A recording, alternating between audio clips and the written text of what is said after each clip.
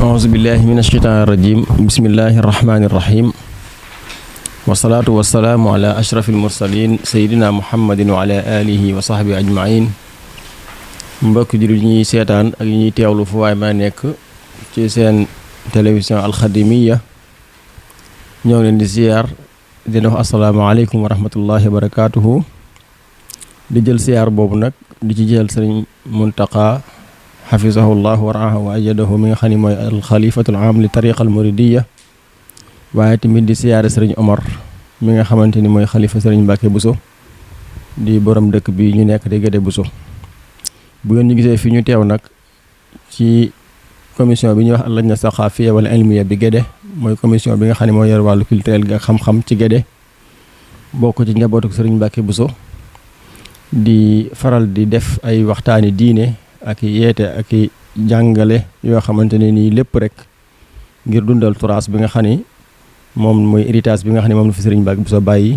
tam nekkoon ci ndigalul sëriñ Tuubaa radiyallaahu anhu mu daloon ko fii ci Gédé Buso mu nekk place boo xam ne place u gindee la ak jàngale ak xamle moo tax nag bu ngeen gisee njaboot gi toog nii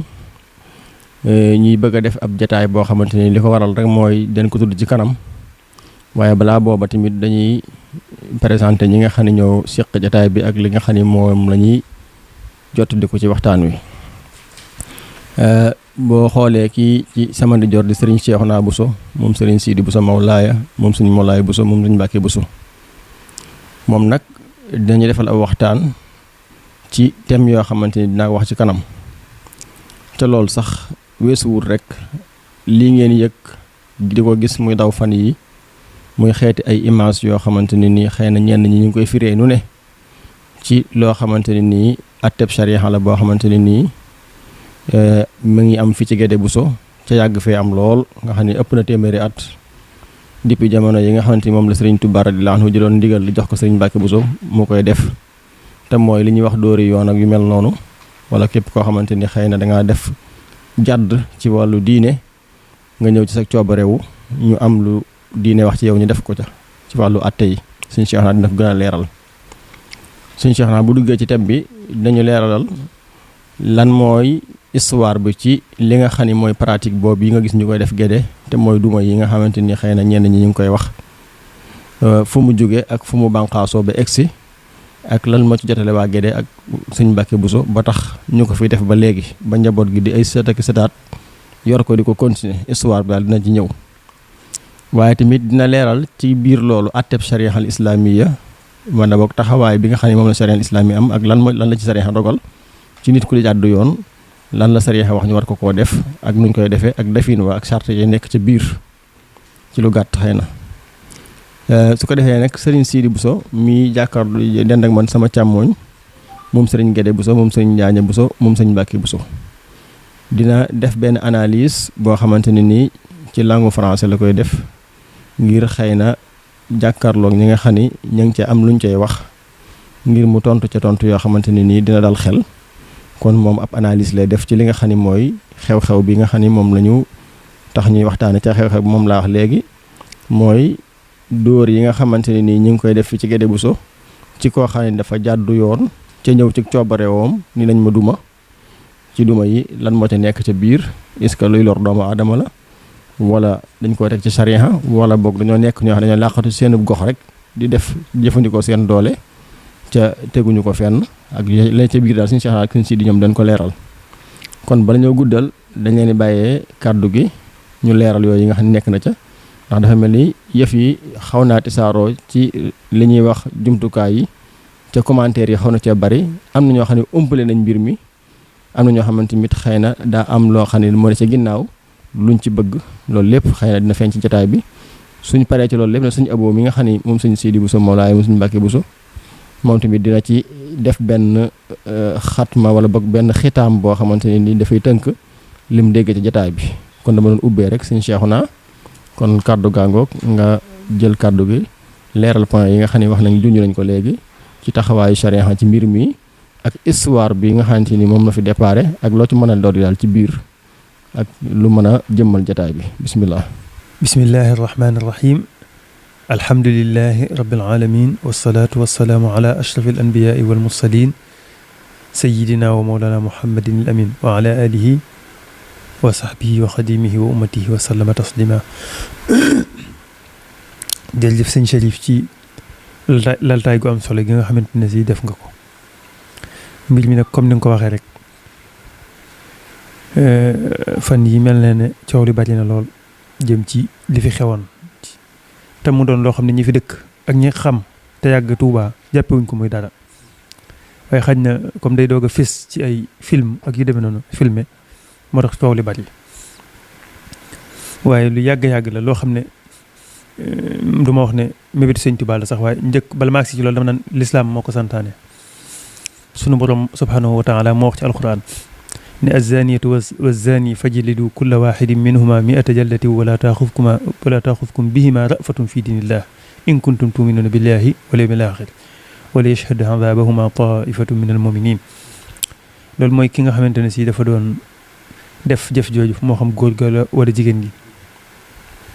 na ngeen leen dóor téeméer te bu leen am ci ñoom ñeewant ndax man yàlla ma ëpp ñëpp ñeewant bu fekkee gëm ngeen yàlla ak bisub àllaaxira kon loolu mooy li nga xam ni mooy ndigalal sun borom subhanahu wa taala digal ko ñëpp jullit ñëpp digal ko fu waay mën a nekk mu def ko waaye nag ca loola ba ni lislaam agsee fii ci Sénégal sëñ Tuubaa bokk ci ñi ko doon yeesal bis am koo xam ne alxuraan loolu la wax mu wér ba tey it képp koo xam ne dafa am soxna wala moom borom kër bu ko defee dañ ko war a jam ba mu génn àddina sëñ Tuubaa di doon koo xam ne dafa daan yeesal diine ji loolu ndigal loolu sunu borom subhaanahu wa taala loolu tax mu bëggoon ko moom it am koo xam ne yàlla da ko nattoo woon fekk boobu 1902 la ca sëñ Mbàkke bu nekk fa ñuy wax al azhar al sharif maanaam ca daarul alim boori daarul alim al xabir muy la mbusoobe am ko def mu indi sëñ Tuubaa jox ko ne ko dóor ko mu def ko mu ne ko ku ko defati nanga ko def kon mbir mi foofu la tàmbalee waaye mbir mi ngi tàmbalee ci ay dóor rek waaye ñi ñu war a rey it am leeral boo xam ne man gis naa ko sëñ Tuubaa ci mbindum loxoom mu am ku mu ko jox yónnee ko gànnaar ci Cheikh Sidé Baba waxaale Cheikh Sidé ne ko kooku porté lettre bi day dafa am soxna te jote na ak ku ko lewut te des ko war a rey te loolu xaanuun bi wala loi bi da koy tere fii loolu lu ci sa xalaat tontal Cheikh Sidé Baba nag gisuma ko ba tey waaye loolu da lay wóor ne kon doon na yittewoo loolu sax la gën a kawe dóor yi ñuy coow waaye amoon na ca ngànt ci taarix yi am na ko mas a defati booba buuru Bawol ñu naan ko teeñ moo fi ne woon sëñ bi bëggoon a jëfandikoo ndigalal suñu borom loolu muy faat bakkan bu teg ci yoon waaye mënta nekk ba tey ñu ne ko loolu loi bi da koy tere mu ne luy loi ñu wax ko ne ko tubaab yi ko yor nangam nag mu ne nañ yóbbu kii ca teeñ bañ ko yóbbee teeñ ne moom yooyu concerné ko comme li ñuy wax léegi ci laïcité ak yi demee noonu rek loola teeñ ray kookee sëñ Mouhamadou Amine Diop Dagana yi ni mu waxee ci Irwaa Nadim ne bi sëñ bi nekkee njaareem moom ahkaamu sharia te lépp ñu ngi koy atte ba mu des loolu te loi bi ko doon tere ci diine nag nangu nañ li nga mënut li yàlla santaane ñu def ko li nga ci mënut ngir ay ngànt nga ba ko li nga ci mën nga def ko moo tax am nañu naan waaw fattaqullaha mastata'tum ginnaaw moom la yàlla wax na ngeen ragal yàlla ak na ngeen ragal yàlla kem kàttan ndax yii jar na ko waaw loolu ndigalal sëñ Tuubaa lu mu fi bàyyi jox ko sëñ Mbàkke Buso kon loolu ma tax xam la fii it day mbir moo xam ne sax ku ne andi na fi nit koo yilif ci histoire waaye doonul loo xam ne da nga naan sëñ diw la ak sëñ loolu sax rafetut ndax su boobaa nit ñi maanaam lépp lu ñuy suturaal la waaye fii andi nañ fi ku ne te du gàcce ndax ni ma ko waxee rek nekkul ne kii dóor wala ki ñu koy def sax dafa gën wala moom daa amul bàkkaar wala day wàlli yoo xam ne daa seet wicc déedéet man Seexuna Buso mën na maa def bàkkaar tey ñii def ramadan koor mën naa jot may lekk dina butu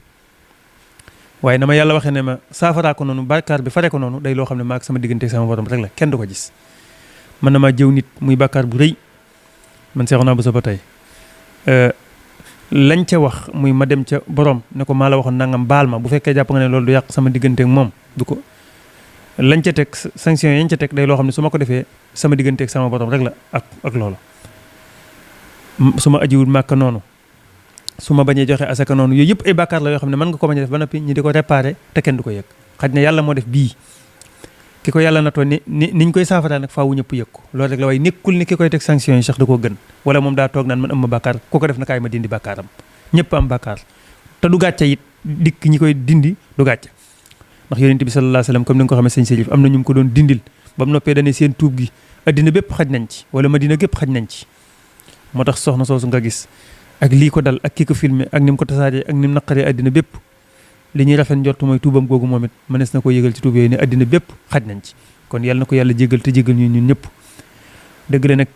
domaine bi nag li nga xamante ni si nag mooy jëmmi njaalo moom ki nga xam ne moo koy dóori nag moom ak ki koy def ak yu demee noonu moom foofu diine wax na ne fi bàkkaar bu mën a def boobu moom bu mu ca bokk boobu moom kooku mënu cee corriger kenn ginnaaw xas na ko def ki koy def moo tax gede naka jekk dañ daan xool ñoo xam ne ñu sàmm lañ xam seen démb ne loolu yàlla mësul leen ko natoo ñu doog cee jóg di ci mën a corriger kenn waaye bàkkaar moom nekkul ne kenn day toog ne man ab saint la wali la boo xamante ne si mësuma def bàkkaar bi moo tax ma di ko defee kon du gàcce ñëpp am bàkkaar kenn ku nekk ak na la yàlla digale nga tuube ko noonu rek loolu it lu am solo loo xam ne mënees su ko cee bañ a leeral su ko defee nag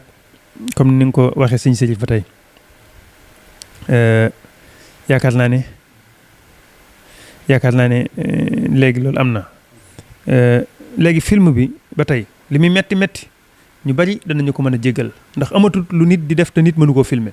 bi ci mujj bëkk démb gis nañ koy jàng xasida nekk ci ay kuréel ci xew-xew yi ci gàmmu gi la wala lu ko ginnaaw gàmmu gi di jàng ci kuréel bi ba yàgg mu dagg di lekk beñe ndekk nii ñaa ngi koy filmer léegi looy def sax yow bay boo nga geestu xam ne am na ko lay filmer looy wax looy def ci cadre boobu rek la film bi rëcce dal di tasaaroo ci réew mi loolu it lu ma ta xam la waaye doon toon loo xam dees koo def te yàlla yi def na ci xéwal wax dëgg yàlla soxna si kenn mënut a xàmmee kanamam ñun ñi xamuñ fu mu dëkk ba tey xamuñ adresse am xamuñ daraam kon loolu defe naa ne loolu it lu mat a leeral la loo xamante ni si xaj na dina ci am leeral gi dina ci am solo tuuti loolu lépp kon film gi moo ko waaye nag li ñu bañoon ko film it nekkul ne bañ koy bañ a filmé dañ doon nëbbutu di ko def maanaam di def ay affaire clandestin ak yu déedéet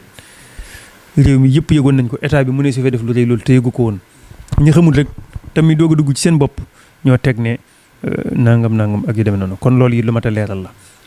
su ko defee nag ñim naqare ñaari façon lañ am na ñoo xam ne ay ONG lañ fi nekkal ñooñu di leen financé ñoom lu jug ci lislaam danañ ko critiquer loolu yàgg na fi loolu xam nañ leen seen i mawqif lépp lu jëm ci lislaam umuman en général waaye rawatina nag bu jëmee ci Touba naka jekk noonu lañ ci taxawee mooy ñooñu noonu kooku moo ci jiitu moom moo doon wax di ñoo doon wax di yàq ñaareel bi koo xam ne moom ñoo ko jox information bi muy ab jullit piir bu ko déggee da koy naqari day teg nañuy clandestin wu rek la ak yu demee noonu te loolu lépp waaye defe naa ne mi ngi gën a leer ndax ñu bari dañoo waxoon ne sax ñun ñooy forcer nit ñi mel ne état islamique la ak yu demee noonu yàlla xam na ne du loolu ndeke nit ñi ñooy dikkal seen bopp loolu état mënu koo tere sax ndax boo seetee am na ñoo xam ne état bi préparé na ana nu ñu war a defee patrimoine ak maanaam wala héritage laa bëgg a wax maanaam nu ñu war a doon ne ak yu demee noonu te état bi lañ wax nit ñi bàyyi nañ ko fa dem sëriñ seeg nit yi diine yi am na ñoom sax état bi teg na hôpital ak yëpp waaye bu duñ fajee ci hôpital dañuy dem ci garab wolof ya noonu rek la demee xaj na état bi wala laïcité ak yooyu sëñ si di bu ci dikkee bu fekkente ne dane buñ doonee ñaari mu kàllaf sax ñoom ñaar ñi d'accord bàkkaar nekku ca am na ñoo xam ne gëmuñ loolu nit ñi def mooy dañ ko fay bàyyi dem ca këri diine ya lu simple la loo xamante ne si loolu rek la kon ci cadre boobu lañ koy defee te defe naa ne képp ku xam Guédé bañ ko daan def bu njëkk sax dañ daan yóbbaale soxna yi jigéen ñu ndaw ñi di ko fekke góor ñi di ko fekke ngeen xam di daani yàlla tey jii maa ngi gis benn commentaire ku fi daan vacances si wax ne ginnaaw yàlla bu ñu dun mooy yàlla lii dañ koo xaman Guédé bañu ko ne kon lii ba noppi nit sax def benn bàkkaar conscience am di ko yedd toujours amul fenn fu nga ko mën a yéene ko nga yéene ko loolu baax na ci àddinaam baax na ci liggéeyam baax na ci léppam ak anam yu bare bare yoo mënees na ko cee jàngate bu fekkente ne ba ñu ñoon waxtu bi xat kon yooyu yëpp ay ijaabiyaat la wala ay baax la yoo xamante ne si am na ci mbir mi nag ni ma ko waxee ña fi njëkk sëñ Mbàkke Buso ba tey ak ña ko fi mas a nekkal yëpp dañ koo continuer di ko def kon lu ci yees amu ci nit ñi nag ñoo koy doog a xam nit nag lépp lu mu téye doon noonoo ko kon commentaire yi ñu ci mën a dégg ak lu ci mën a xew rek nañ jàpp ne mbir mi noonu rek la waaye def gi moom du gan fii bari na kër yoo xam ne buñ ko daan def ci jàkka ji sax ña fa nekk duñ génn dem de teewe ji ndax mbooloo ma alxuraan taifatun minal mu'minina boobu muy sàkku xas na am nga xam ne min nañ ko ba ñoom duñ dem léeg-léeg gi kon fii du fi xew-xew xaj na nag nit ñi koy doog a dégg ci ñoom la rëy ak média bi ni mu koy yokkee waaye nag alhamdulilah mel na ne démb sax la gënoon a garaaw ndax mel na ne bi journaliste yi tàmbalee di laaj ak yu demee noonu mbir mi yokku na mbir mi maanaam ñi ngi ciy gën a am lu leen leer ne seen nit ñi ñoo koy def ak seen bànneexu bopp sëñ Abo mi wax na ma ne gis na kañ ko doon def xuma wala benn soxna moom a ko wax ci kër gi bopp nee na bi mu duggee ci oto ba amul benn jafe-jafe moom ndax dafa jàpp ne am na lu mu yore woon sax loo xam ne bañ ko dindilee maanaam dafa woyof gis nañ fi ko am biñ ko defee baje da doon jooy ngir xol yi sedd li ma ta leeral foofu am na ñoo xam ne bu ñu déggee téeméeri dañuy teg ne ku ñuy jàpp wala di dóor yoo xam ne yaram ba day dagg déedéet diine dafa mel ne mbir mi da koo def ngir humilier la ci tuuti rek ak am lu mu jàngal mbooloo mi symbolique la maanaam waaye man mosumaa gis kuñ ko dul sax muy raay téeméeri ñu doon la ko te nekkoon naan nañ ma may ak di yuuxu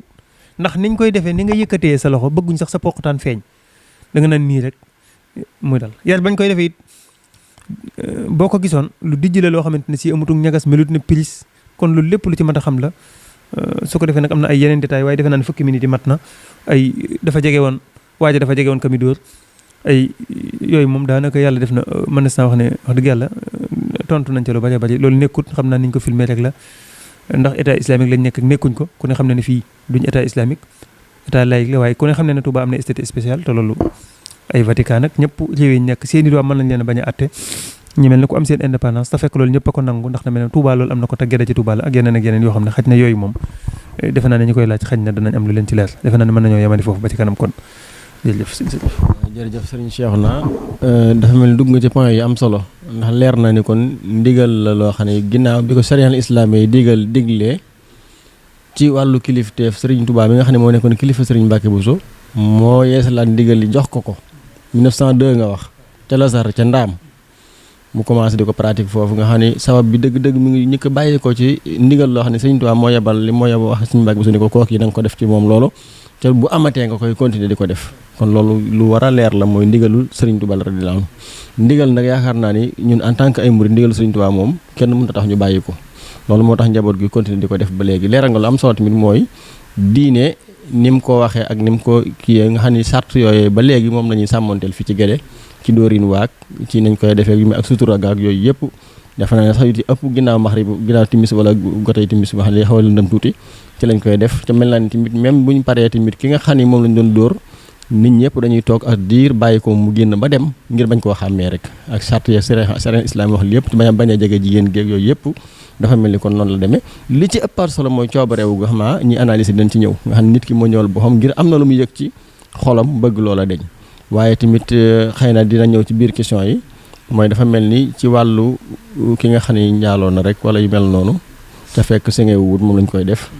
waaye dafa mel ni islam wax na ci wàllu sàngara ak yu mel noonu dafa mel ni loolu tamit xëy na boo fekkee di nga jëlaat kàddu gi wala yu mel noonu est-ce que bokk na ci wala déet wala suñu ëboo dina ci ñëw wala dóor yi rek la wala bokk naanum sàngara ca la wala xas ab julit ca la wala yooyu xëy na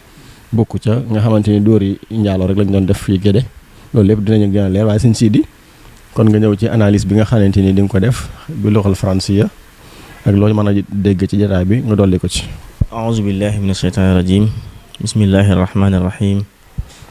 والصلاة والسلام على أشرف المرسلين والحمد لله رب العالمين. Donc pour commencer, je voudrais commencer par remercier Al-Khadimiyya qui nous donne aujourd'hui ici à Guédé l'occasion de pouvoir donner quelques éclaircissements sur la situation qui s'est passée la semaine dernière, la semaine du 17 octobre à Guédé. Comme vous l'avez bien suivi sur les réseaux sociaux, mais aussi bien sur les médias aussi, il y a pas mal de détracteurs qui essayent de manifester leur mécontentement sur la situation et ils se cachent derrière ce qu'on appelle la laïcité. Et je pense qu'il faudra absolument dans ce cas essayer de revoir ensemble, mais également de voir la définition de ce qu'est la laïcité. La laïcité se repose sur trois principes en fait, mais le premier principe qui m'intéresse le plus aujourd'hui par rapport à notre situation, c'est surtout la liberté. La laïcité donne à chaque citoyen la liberté de croire ou de ne pas croire, mais de changer de la religion ou même de ne pas en avoir. Et la laïcité donne aussi chaque personne, chaque individu de la population la liberté d'exprimer ses convictions. Et surtout, je vais insister sur les convictions des individus.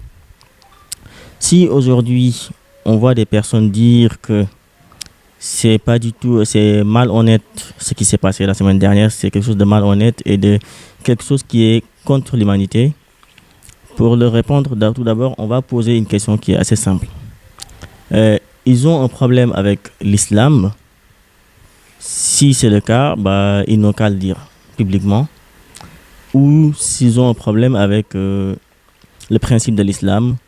ou comme ils le disent entre guillemets, ce qu'ils disent pour se justifier en disant que la personne feuilletée est en danger. Si tel est le cas, par exemple, je vous donne un exemple assez simple aussi par rapport à ça. Ici au Sénégal, on voit que on a le droit et la liberté de pratiquer un sport qui est la lutte avec frappe. Et le danger qui peut y avoir par rapport à cette situation est beaucoup plus importante par rapport à ce qui se passe lors de la séance islamique à Guédé. Et donc, si aussi tel n'est pas le cas, si c'est seulement ils ont un problème avec l'islam, ma réponse serait ils sont en train de violer le principe fondamental, le principe de la laïcité, alors que eux ils se cachent derrière la laïcité. Donc, le deuxième point va intéresser la personne elle-même qui vient. En fait, ici à Guédé, les personnes qui viennent pour faire la demande, ils viennent d'une manière volontaire en fait. Ils viennent d'une manière volontaire. Nous, à Guédé, on n'a pas une justice autoritaire. On demande à personne de venir. On part nulle part pour chercher les personnes, pour les faire venir. Et d'ailleurs, même parfois, il y a des personnes qui viennent, que ce soit des hommes ou des femmes qui viennent. On ne va pas leur demander leurs compagnons parce que, comme vous le savez très bien, l'acte adultère ne se fait pas par une seule personne. Il y a forcément un compagnon. Mais parfois, si une femme se présente ou un homme se présente, nous, on ne va pas lui poser la question, il est où votre compagnon? Nous, ce qui nous intéresse le plus, c'est de pouvoir assister et d'aider la personne en question et d'appliquer sur cette dernière ce que l'islam nous demande de faire. Et comme l'a bien dit Serigne Cheikhouna lors de son intervention, c'est pas des frappes, des coups qui peuvent faire mal d'ailleurs même. Et ce n'est pas pour faire mal que l'islam nous demande de le faire, mais c'est un principe de l'islam. C'est un principe. Et donc, ce fait a des bienfaits. On peut en noter, par exemple, la tranquillité d'esprit que la personne va avoir une fois avoir passé cette séance. On peut en trouver des personnes qui ont des problèmes dans leur famille, dans la société. Une fois qu'ils ont fait l'acte adultère, on les voit mal. Et donc, du coup, avec cette séance, ils vont pouvoir réintégrer la société et de se sentir bien. Comme il a dit, par exemple, il y a des personnes, une fois après avoir passé la séance, parfois ils pleurent même parce que, voilà, c'est par rapport à leur foi. L'autre principe, c'est par rapport à assister une personne en cas de besoin. Même dans la République, on parle d'une personne qui est en danger. Parfois, moi je dis que cette personne qui vient de loin, on ne sait même pas d'où il vient, ça peut être 200 km, 300 km, ça peut être au nord du Sénégal, au sud du Sénégal, il vient jusqu'à Guédé. Nous, en tant que représentants de l'islam sur terre, on peut le dire, hein. Et dans ce cas, notre obligation et notre devoir, c'est d'assister cette personne afin qu'il puisse réintégrer Et d'ailleurs même, c'est l'islam qui nous demande ça. Le prophète disait que si vous ne vous intéressez pas à la population, à votre population, aux besoins de votre population, sachez que vous ne faites pas partie des musulmans. Donc ça, c'est un acte qui nous permet de pouvoir faire cette demande de l'islam aussi, c'est-à-dire de pouvoir aider les personnes en besoin. Mais si on voit par rapport à l'article 8 de la République du Sénégal, déjà, on voit que dans l'État du Sénégal, comment est-ce que ça se définit? C'est un État laïque, démocratique et social. Mais si on voit l'article 8, l'article 8 donne à chaque individu la liberté philosophique, religieuse. Surtout la liberté philosophique, la manière de penser. Et donc, ces personnes qui viennent à Guédé pour demander l'acte sur cette séance islamique, ils ont en âme et conscience, ils sont libres de faire ce qu'ils ont envie de faire. Et donc, cette liberté est donnée également par la loi sénégalaise. Et donc, ce que je voulais dire et répondre à ces personnes, c'est que c'est eux-mêmes qui sont en train de violer aussi bien les lois de la République, mais également les principes de base de la laïcité. Donc, peut-être dans les jours à venir, si le besoin se sent, on va beaucoup plus en parler d'une manière beaucoup plus ample avec les médias, avec les réseaux sociaux qui viennent ici à Guédé pour demander des éclaircissements. Donc, en bref, voilà mon intervention par rapport à la situation et on vous remercie encore une fois de plus. jërëjëf Serigne Sidi xam naa li ma ci wax rek mooy dafa mel ni loolu mënul a ñàkk nga leeral jàkkaarloog ñi nga xam ne ñoo tuddee seen bopp ay intellectuel pour ñu xam ni yëf yi maanaam mënees na ko analyse ci benn côté rawatina lan mooy droit de l'homme ak lan mooy maanaam kenn ku ne nga bàyyi ko ci ngëm-ngëmam ak yu mel noonu ak ci wàllu li nga xamante ne nii nit ki maanaam mën ngaa bañ a jalgate ay àqam waaye tamit am na frontière yoo xam ne mën na faa war a mën a yem waaye tamit diine nekk na loo xam ne xurriya saxsiya la mooy liberté bu nga xam ne nit ki mooy xool li muy jaam bu doon aw xeer sax ñu bàyyee ko mu jaamu ko loolu yaakaar naa ni ñoom d'accord nañ ci su ko defee sëriñ Abo xam naa ngi njëkkanteeg waxtu wi dafa mel ni jotaay bi am na noo ci léegi loo xam ne mën si ko tënk ak li nga xam ne yenn faay la yoo xamante xëy mën nga ko dabaatal pour nga ñëw ci lu gaaw ñu mën a tëj jotaay bi wala bu suñu Cheikh naa bu fekkee am na question yu ñu koy laaj ñu laaj ko après jërëjëf sëriñ Abo. bismillah asalaamaaleykum wa rahmatullahi wa barakaatuhu yéen mbokk yi topp alxadim yi ñoo ngi leen nuyu bu baax di leen ziyaara di nuyu mbokk yu baax yi nga xam ne moom lañ seqal jotaay bi diglu nañ wax ji macha allah am na solo lool